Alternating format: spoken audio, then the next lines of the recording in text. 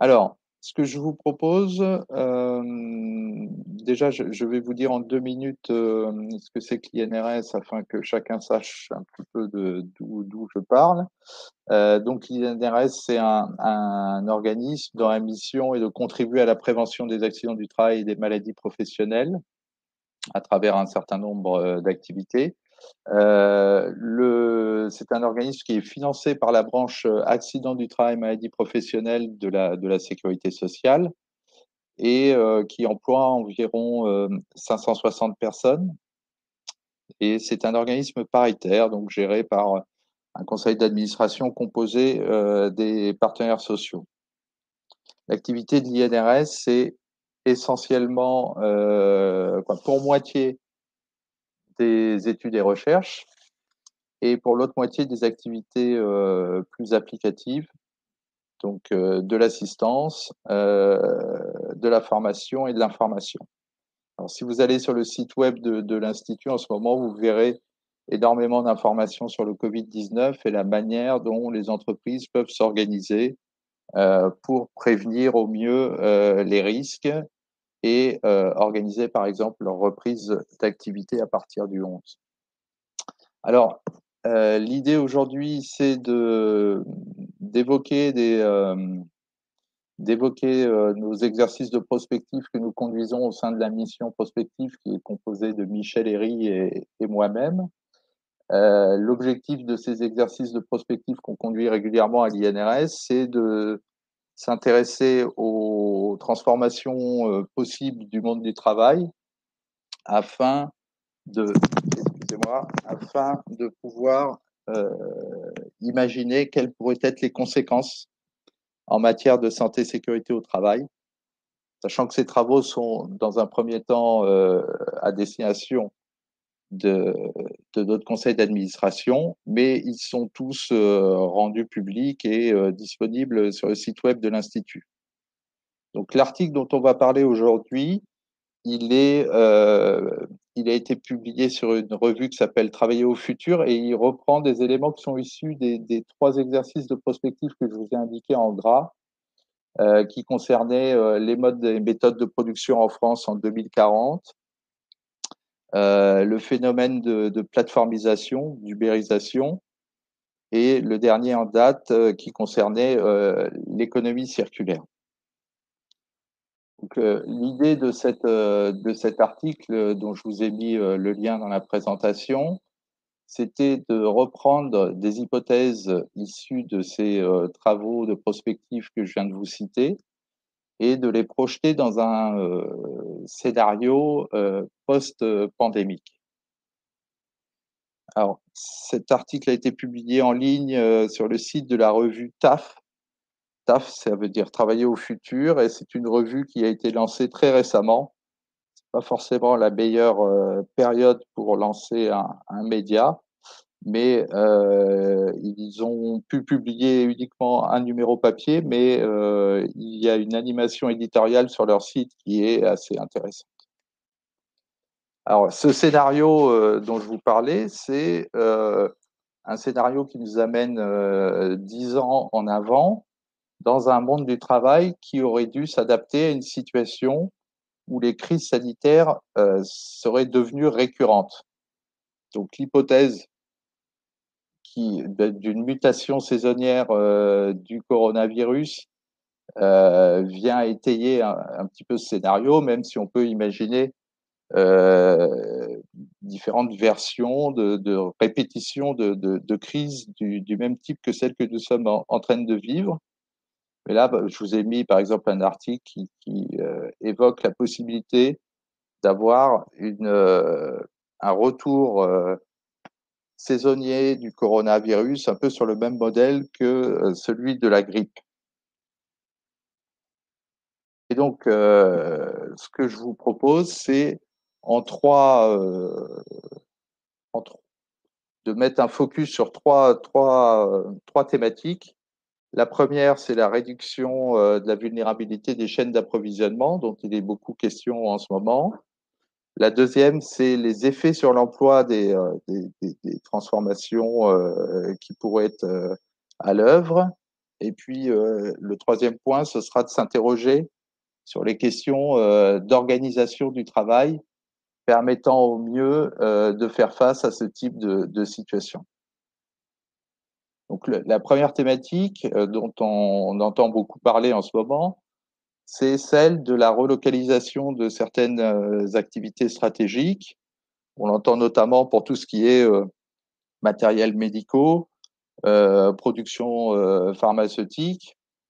Et donc, l'idée, ce serait d'avoir une réindustrialisation partielle de certaines activités stratégiques qui seraient rapatriées alors qu'elles avaient été délocalisées, notamment en Asie, au cours des 30 dernières années. Alors, il y a plein d'interrogations sur la forme que pourrait prendre cette réindustrialisation. On n'est pas sûr qu'elle se fasse, par exemple, uniquement en France. Ça pourrait être aussi une réindustrialisation dans des pays d'Europe de l'Est, par exemple.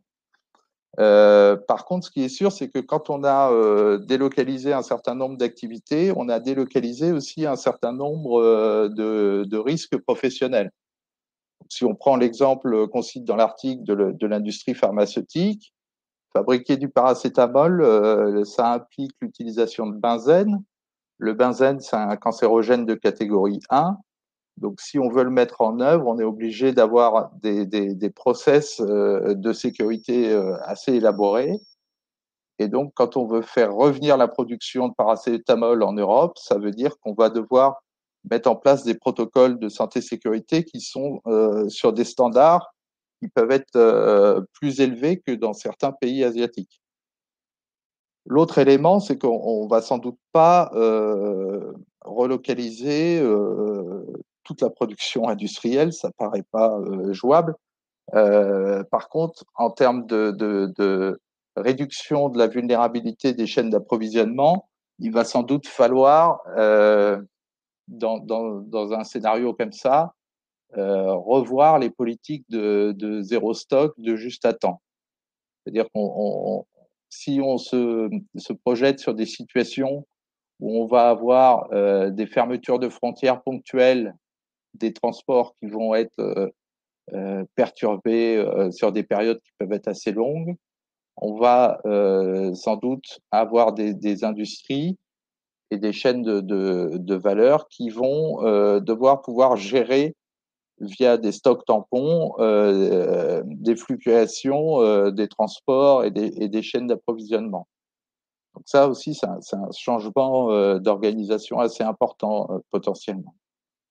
Le dernier point que je voulais évoquer là, c'est la mise en avant du potentiel de la fabrication additive et de l'impression 3D qui offre un certain nombre d'avantages. Alors, on l'a vu notamment avec l'installation d'une série d'imprimantes 3D auprès de l'hôpital Bichat là, pendant cette crise. On voit que l'impression 3D, ça ne va pas permettre de faire de la production de masse. C'est pas dans cette direction que cette technologie est la plus intéressante. Par contre, ça offre beaucoup de souplesse, de réactivité pour pouvoir faire des petites séries extrêmement adaptées à un besoin précis. Et donc, ça peut être pertinent dans pas mal de domaines. Je pense notamment, par exemple, si on se place dans une optique d'économie circulaire où on souhaite plus de réparabilité, fabriquer des pièces à la demande, sur mesure, via de l'impression 3D, c'est aussi une manière de réduire les stocks que l'on a à gérer et d'être plus réactif. Alors, la question ensuite, c'est, voilà, en 2029, comment auront évolué les emplois, les formes d'emploi, les statuts du travailleur. Donc, il y a évidemment cette question de l'accélération de l'automatisation.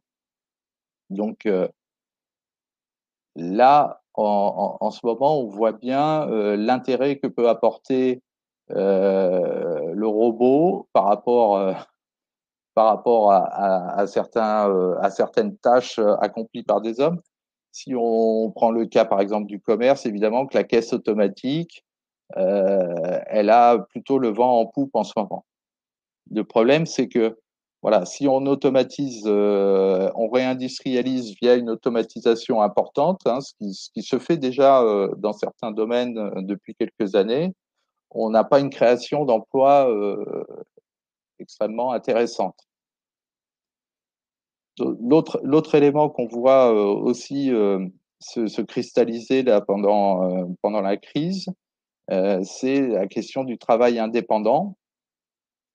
On a vu par exemple que des enseignes de la grande distribution recouraient via des plateformes de recrutement de travailleurs qui sont normalement des plateformes dédiées à la restauration. Et on a vu donc des enseignes de grande distribution recruter des manutentionnaires pour faire de la mise en rayon et compléter leurs équipes avec des gens qui sont sous statut d'auto-entrepreneur. Alors, le statut d'auto-entrepreneur, l'utilisation de plateformes de mise en relation, ça offre beaucoup de souplesse. Il faut voir aussi que ça exonère l'employeur de ses responsabilités, notamment en matière de santé et sécurité au travail. Il faut voir aussi que la protection sociale de ces travailleurs est beaucoup plus faible que celle d'un salarié classique. Ça a également des conséquences sur les collectifs de travail. Et le dernier point qui a été évoqué aussi ces derniers temps, c'est dans la mesure où le travail à distance s'installe de manière extrêmement forte dans la vie des salariés, notamment des cadres, on pourrait voir se développer des phénomènes de mise en concurrence sur des activités de service, c'est-à-dire qu'on aurait d'un côté de la réindustrialisation, donc de la relocalisation d'activités industrielles, et d'un autre côté, au contraire, une mondialisation des services via les outils de travail à distance, sachant que c'est des choses qui existent déjà via notamment les plateformes de crowdworking du type Amazon Mechanical Turk pour la réalisation de micro-tâches à distance. Mais ce phénomène pourrait s'étendre de manière de plus en plus importante à des catégories professionnelles de col blanc. Il y a déjà eu des expérimentations et même des outils qui fonctionnent assez bien dans ce domaine en termes de gestion de projet à distance pour du développement informatique pour faire collaborer entre eux des cohortes importantes de personnes qui sont aux quatre coins du monde et qui ne se connaissent absolument pas. Et enfin, le dernier point que je voulais vous présenter ici, c'est voilà, quelle organisation du travail on veut ou on peut mettre en place pour s'adapter au mieux à des situations de crise sanitaire récurrentes. Donc on l'a vu, c'est ce que j'évoquais, la combinaison entre une automatisation forte et complétée par du travail indépendant, elle peut être très tentante pour des organisations. On réduirait ainsi la vulnérabilité. On pourrait poursuivre la production avec un faible effectif. Et puis, ça permettrait à l'entreprise de s'exonérer, entre guillemets, hein, de toutes ses obligations d'employeur. Si on a une organisation qui repose sur des robots et des auto-entrepreneurs, on n'a pas de problème de dialogue social, on n'a pas de problème d'obligation en matière de santé et sécurité au travail.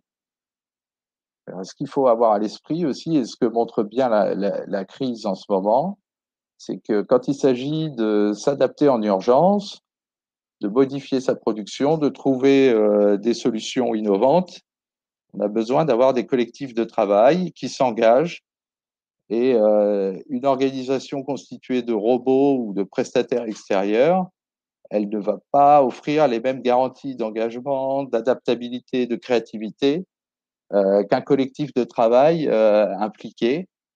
Et un collectif de travail impliqué, ça veut dire une reconnaissance du travail des équipes, du dialogue social, un souci des conditions de travail. Si on prend l'exemple Si on prend les deux exemples extrêmes, on peut citer le cas d'Amazon en se disant s'ils avaient été au bout de leur principe de business model, ils auraient des entrepôts vraiment complètement automatisés et une distribution des colis qui serait faite exclusivement par des livreurs indépendants. Et s'ils avaient été au bout de cette organisation, ils seraient dans une situation où ils n'auraient pas de problème avec la justice française en ce moment. Si on prend le cas d'un hôpital, si vous avez une organisation, ou alors je vais prendre un autre cas industriel, si on prend le cas d'une usine de textile qui fabrique par exemple du linge de maison, quand elle décide du jour au lendemain de réorienter sa production pour faire des masques, si elle a uniquement des robots et des prestataires extérieurs, elle n'est pas capable de faire ça. Elle a besoin d'avoir des équipes qui vont adapter les outils de production pour pouvoir réorienter la production en s'impliquant. Et ça, c'est possible uniquement avec des collectifs de travail impliqués qui se connaissent, qui se font confiance et auxquels on porte un minimum d'attention sur leurs conditions de travail. Donc, tout ça nous amène à des questions sur le monde d'après, comme on dit. Donc là, c'est un grand sujet actuellement, qui permettent de faire la relation avec un certain nombre d'enjeux. Donc, quand on parle d'automatisation, quid de la productivité? Quand on parle de protection sociale, est-ce que le travail indépendant est une option satisfaisante? Si on veut aller vers une économie plus respectueuse de l'environnement, qu'est-ce qu'il faut mettre en place comme organisation du travail dans les entreprises pour y arriver de la meilleure des manières? Autant de sujets qui méritent d'être débattus. Voilà. Alors, je vous ai mis en bas l'adresse de la page prospective de notre site web, donc vous pouvez y trouver tous nos travaux. Je ne sais pas trop où j'en suis au niveau timing et je vous propose de m'arrêter là. Vous avez un petit peu plus de temps, même si vous souhaitez élargir certains points. Natacha ayant des problèmes de connexion, elle ne sera pas dans la capacité de pouvoir nous rejoindre. Donc, si vous Ah, avez des points que vous souhaitez approfondir avant de laisser place aux questions, d'ailleurs, n'hésitez pas à les déposer sur le chat. Je me ferai le lien avec Marc. Donc, Marc, si vous avez des points.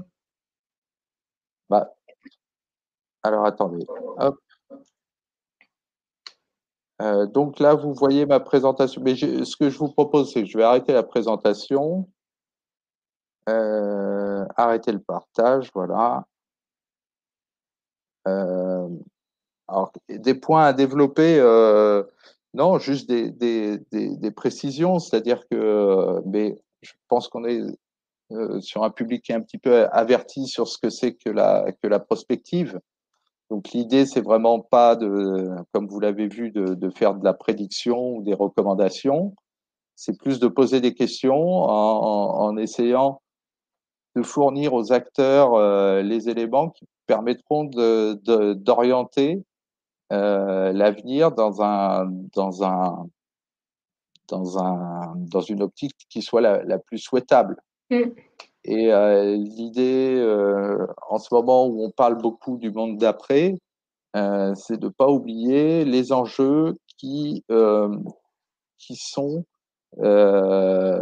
derrière les questions d'organisation du travail. L'organisation de la production, pardon, elle n'est pas anodine. C'est-à-dire quand il s'agit de financer un système de protection sociale, quand il s'agit de demander aux travailleurs de s'impliquer, d'être réactifs, d'être créatifs, toutes les organisations du travail ne se valent pas nécessairement.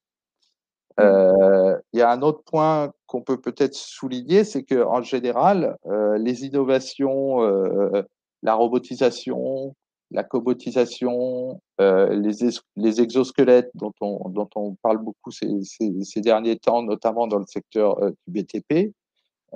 Toutes ces innovations, elles ne sont pas forcément bonnes ou mauvaises. C'est pas tant le problème de la technologie en soi qui est problématique, notamment sous un angle santé et sécurité au travail. C'est plutôt la manière dont on va la mobiliser, dont on va la mettre en œuvre. Donc l'outil, un outil qui permet de comment dire, un exosquelette. Si on prend l'exemple, l'exosquelette, il va pouvoir permettre dans certaines situations d'alléger la charge physique de travail d'un travailleur. Après, la question qui va se poser dans l'entreprise, c'est voilà, cet exosquelette, il me coûte un peu de sous. Est-ce que je vais m'en servir aussi pour essayer d'augmenter un peu les cadences, augmenter un peu la productivité par équivalent temps plein, etc.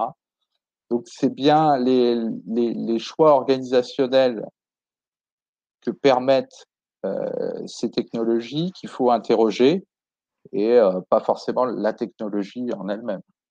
Hmm. En restant sur ces choix organisationnels, on a déjà une première question, à savoir si c'est au niveau macro ou micro que cela se décide. Par cela, je veux dire, est-ce que c'est un laboratoire qui va décider seul de l'utilisation, de la robotisation et de l'automatisation, ou est-ce que c'est au niveau de la branche, du secteur d'activité que cela va être décidé? Alors, c'est avant tout des stratégies d'entreprise, hein, je pense, les questions d'investissement dans l'automatisation. Mais si vous prenez le cas, par exemple, de l'industrie automobile, vous avez Tesla qui fait une espèce d'irruption dans le domaine et puis qui décide pour son modèle 3 de faire des usines totalement robotisées, sans travailleurs humains. Bon, les autres acteurs de l'automobile sont, comment dire, ils vont pas se mettre à...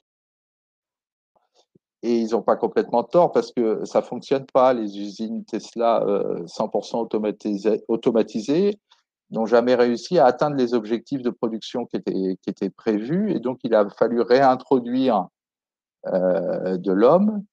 Et donc, les choix d'innovation, ils peuvent être, ils sont avant tout décidés par des entreprises. Et après, il y a des phénomènes d'alignement, les gens s'observent et il y a aussi des phénomènes comment dire, de maturation des technologies qui vont parfois mettre un certain temps. Il y aura des early adopters et puis d'autres qui vont attendre un peu plus avant de mettre des investissements massifs là-dessus. D'accord. Du coup, pour rester un peu dans cet univers, une autre question qui est en lien avec cette thématique que nous abordons, à savoir notamment, est-ce que du coup, nous allons rentrer vers une société complètement de services, laissant uniquement le robot, ou est-ce que nous allons pouvoir trouver ce juste équilibre entre les deux, robot et homme? Ben c'est intéressant, c'est un petit peu ça ce qui se passe chez Tesla, c'est-à-dire qu'au départ, ils partaient sur du tout robot, puis en fin de compte, ils se sont rendus compte qu'ils avaient besoin de réintroduire des hommes sur les chaînes de production. Alors, ça s'est pas passé dans les meilleures conditions parce qu'une fois que votre ligne de production elle est conçue pour être automatisée à 100%, c'est compliqué en termes de conditions de travail de remettre des opérateurs au milieu. Après, je pense qu'il y a une piste très intéressante, c'est celle de la cobotisation, Mm. c'est-à-dire d'une collaboration assez fine entre l'opérateur et un cobot. L'opérateur, lui, va apporter son expertise, sa précision, sa connaissance de ce qu'il a à faire et son geste. Et la partie robotisée va le compléter par ce qui est nécessaire en termes de puissance ou de précision selon les situations. On a notamment des beaux exemples en la matière dans le domaine de la déconstruction automobile. Parce qu'autant une chaîne de production automobile, c'est facile de l'automatiser parce qu'on sort les mêmes modèles sur la chaîne, autant quand il s'agit de déconstruire des véhicules hors d'usage, c'est à chaque fois des voitures différentes qui arrivent sur la ligne et on a besoin de l'expertise d'opérateurs. Et dans ces cas-là, vu que c'est des métiers assez difficiles, assez contraignants, la collaboration entre l'homme et la machine, elle est très intéressante. Ouais, ça c'est clair. Sur un autre sujet, sur la partie certification ou règles de sécurité, donc il est très fortement à prévoir avec cette crise sanitaire que nous vivons aujourd'hui, un renforcement des normes et des règles d'hygiène. Est-ce que c'est une dimension que vous avez intégrée dans vos réflexions ou vous pensez que... Alors oui, c'est un peu notre domaine ces questions-là. Maintenant, vous évoquez la possibilité d'un renforcement. Moi, j'en suis pas sûr du tout. Là, la question qui traverse les entreprises en ce moment, c'est la question de la responsabilité. Vous savez qu'en matière de santé sécurité au travail, il y a une obligation de, de résultat qui s'impose à l'entreprise. Dès lors qu'il va y avoir un problème de santé chez un salarié, a priori, on va se retourner vers l'employeur en lui disant qu'est-ce qui s'est passé. Et là, on voit que on a de plus en plus de voix qui s'élèvent, y compris au plus haut niveau, pour revenir à une obligation qui serait plutôt une obligation de moyens. C'est-à-dire, je publie un guide de bonne pratique, j'invite les entreprises à s'y conformer. Si l'entreprise s'y conforme, je considère qu'elle a répondu à ses obligations. Donc ça, c'est des sujets qui, à mon avis, vont revenir sur la table et vont être débattus. De même que vont être débattues la question de la responsabilité des donneurs d'ordre par rapport aux travailleurs indépendants. Et là, je pense notamment aux plateformes d'intermédiation. On voit qu'il y a un certain nombre de procès en cours et de décisions. Donc le feuilleton, je pense, n'est pas terminé. Mais la question de ces plateformes qui font travailler euh, des indépendants sans assumer aucune de leurs obligations d'employeur, alors que ces indépendants sont comment dire, sont très subordonnés à la plateforme dans l'exercice de leur activité, puisqu'ils sont contrôlés en permanence, puisque ce ne sont pas eux qui fixent leurs tarifs, etc., qui sont susceptibles d'être sanctionnés par la plateforme. Et du coup, la question du fait que cette plateforme n'a aucune obligation en matière de santé et sécurité vis-à-vis de ses travailleurs, elle est fondamentale. Et si on, je vais faire un lien avec une des questions posées par le public, notamment sur la résilience en fait de l'organisation, parce que donc là, dans ces nouveaux modes d'organisation, on est presque, si je puis dire, dans une ubérisation de ce système par le système de plateformisation. Donc c'est un sujet qu'on voit de plus en plus croissant, qu'on avait identifié nous aussi comme tendance forte, même dans le domaine de la construction.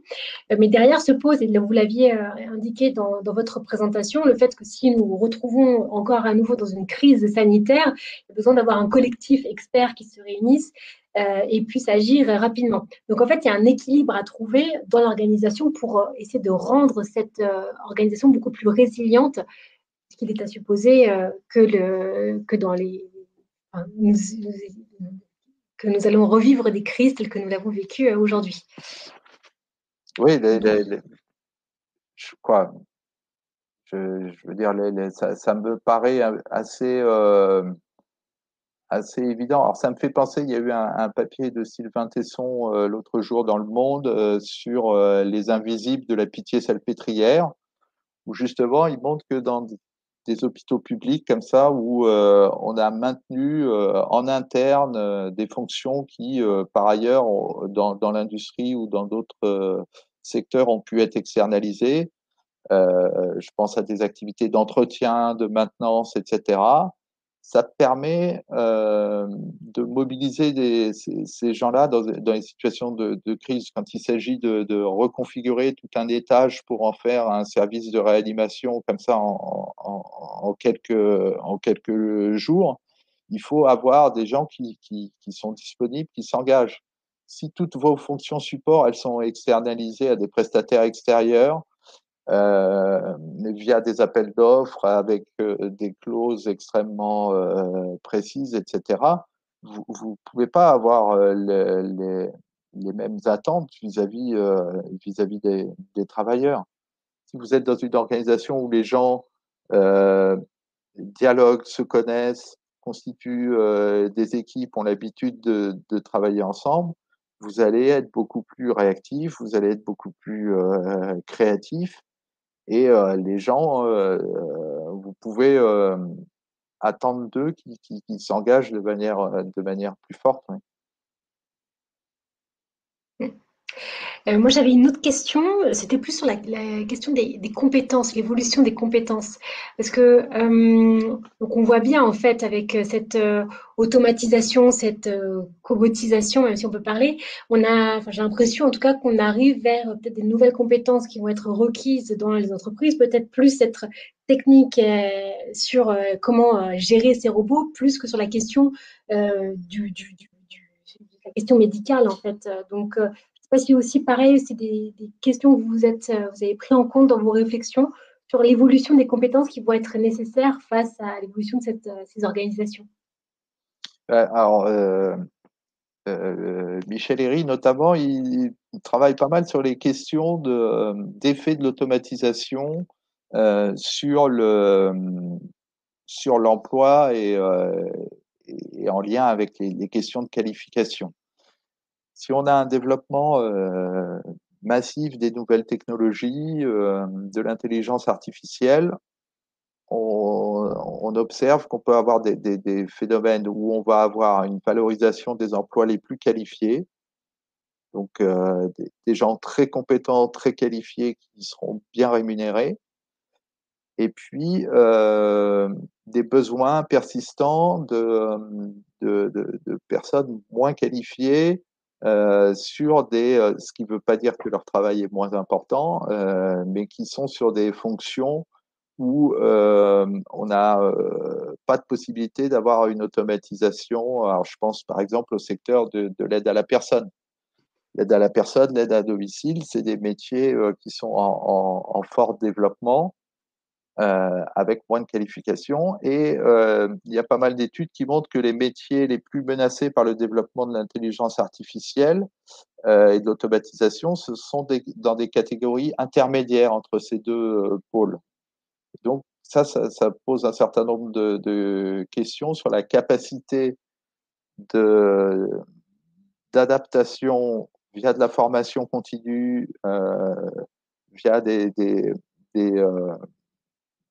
dispositifs de flexi-sécurité qui permettent aux gens dont les métiers sont détruits par l'automatisation de pouvoir évoluer. La question, c'est, voilà, est-ce qu'on arrive à les faire monter en compétences pour qu'ils évoluent dans une catégorie plus qualifiée, ou est-ce que, au contraire, on a une dégradation de leur situation qui les relègue vers des métiers moins qualifiés ou moins rémunérés, en tout cas. Mmh. C'est un, Un vrai sujet. c'est un vrai débat sur les années à venir, ça. Ouais, ça, c'est clair. Et qui, je pense, va vite s'accélérer avec le contexte que nous vivons. Nous arrivons à la fin de nos questions. Je n'ai plus qu'à vous remercier, Marc, pour votre intervention et de vous être prêté au jeu des questions-réponses. Votre article a été remis dans le chat, mais je vais le remettre à nouveau en fin de, voilà, pour clôturer ce chat, ainsi que le lien vers notre ouvrage qui présente un peu les grandes tendances sur l'évolution des nouvelles formes de travail. Vous allez recevoir également pour la semaine prochaine le programme de ces conférences 30 minutes pour demain. Donc avec plaisir pour vous retrouver la semaine prochaine et je n'ai plus qu'à vous souhaiter à tous une excellente fin de journée. Merci pour ceux qui veulent continuer. Rendez-vous sur l'espace networking pour continuer les échanges. Très bonne journée. Merci Marc. De rien.